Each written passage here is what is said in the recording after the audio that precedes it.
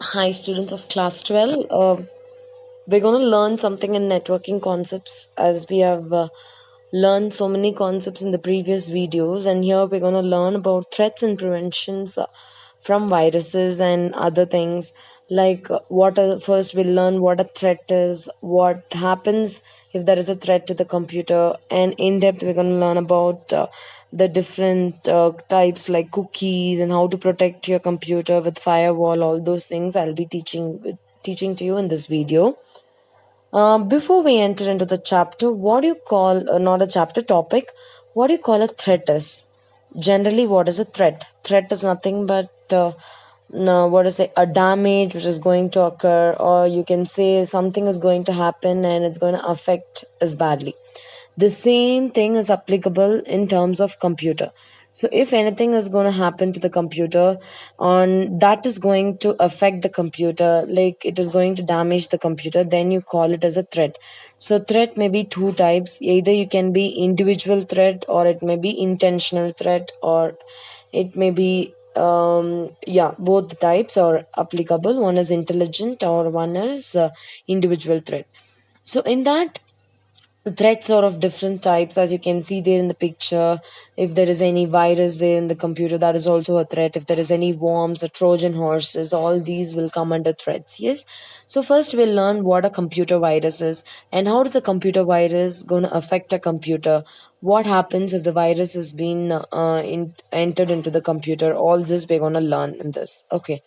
So first, what is a computer virus? It is a malicious program. Like it is a malicious program in the sense it is a dangerous program, and that is going to damage our files and records which is there stored in our computer. So in order to overcome this virus, what are the possible things that we can overcome virus? The first thing is we should have an antivirus installed in the computer so that you can protect your computer from the virus. And how do you identify that your computer is affected by virus? You can say that your system will slow down, the speed may go down, and then your system may start booting on its own, and your files may be deleted. All these are signs of a virus. Yes. So you can see that it is a malicious and destructive program designed to pass unwittingly from machine to a machine, either through a software or by downloading something or by pen drive or any other devices. So that is the main definition, or the important definition about the computer virus. Next one we're going to learn about is Trojan horse virus. So this is also a virus which is going to affect the computer in a different way. So how does this Trojan horse play a vital role among viruses?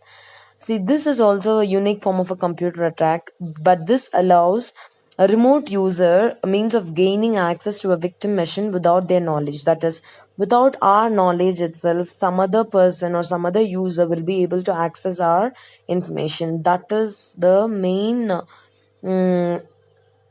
job of a Trojan horse that does in the computer. The next one is about spam. Have you heard about spam mails before?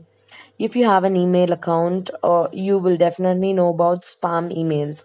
So spams are nothing but unwanted emails which comes in huge amount to our inboxes, and you can say that this spam will occupy most of the space in our inboxes. Yes. So these are some of the unwanted mails which is not needed for the computer, but it's affecting the computer because it's going to occupy a lot of space in that. So that is the main thing about spam. And next one is about cookies. Computer cookies. What is a computer cookie and what it is used for? See, this computer uses of the cookies are nothing but it is used for authentication, for storing of site preferences, shopping cart items, and server session identification. For all these, we're using cookies. Say your browsing history, if you browse something for a day, all these browsing histories are stored in your particular browser, which is help of the cookies. So cookies are helping us, computer cookies are helping us to retrieve the information of the last visited site preferences or any authentication login credentials if you have given earlier. All those can be stored with the help of these computer cookies. Clear? And the next one is about firewall. So what is a firewall used for? If you have a computer, either you must have a antivirus installed in your computer, or your computer should be protected with the help of the firewall. So this firewall is helping us to protect the computer from any unwanted entry into the computer. It may be any unwanted, unauthorized person who's trying to access a computer. Then the firewall protects us from all those unauthorized usages. Okay, so firewall helps us in different ways, and this mainly helps us in protecting our computer and making our computer more secure. And the details, whatever we are stored in the computer, will become more secure when you have a firewall. Yes. Now we can see the definition of a firewall. It is a software which is commonly installed on computers in order to monitor incoming and outgoing packet requests and to block any that may be an untrustworthy source.